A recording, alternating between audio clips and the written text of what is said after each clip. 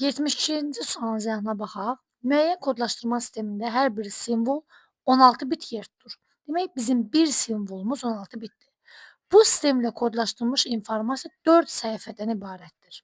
4 səhifəmiz var. Hər səhifədəki informasiyanın həcmi özündən sonra gələn səhifədəki informasiyanın həcmindən 3 dəfə azdır.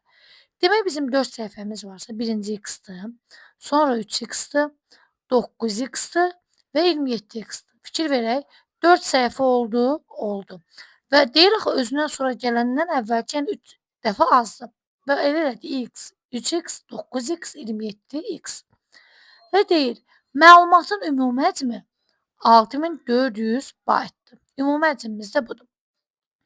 Birinci və üçüncü səhifənin simvol sayını deyir, müəyyən edin. Baxın, biz nə indirik? Ümumi bunları toplayırıq. Demək, 3x üstə gəl x, üstə gəl 9x, üstə gəl 27. Ümumisi bərabər nəyə? 6400 bayta. Bir də burada fikir verək. Deyirik, hər bir simvol 16 bitdir. Bunu gəlin 2 bayt yazaq, qoy rahat olsun. 2 baytsa, demək, bunların hamısının nəticəsi 2 bayta da vurmalısan. 2 baytı ümumi hamısını vurduq. İxtisar eləyəndə 3200, sonra gəlir. Bunu toplayanda 30, bu x idi 30, 39, 40.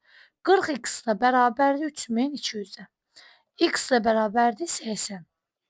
Biz 80 simvol tapdıq. Bizdən nə istəyir? Birinci və üçüncü. Birincimiz baxın 80-dir. Üçüncümüz isə 9 vur 80, eləyəcək 720. Cavabımız olacaq D variantı.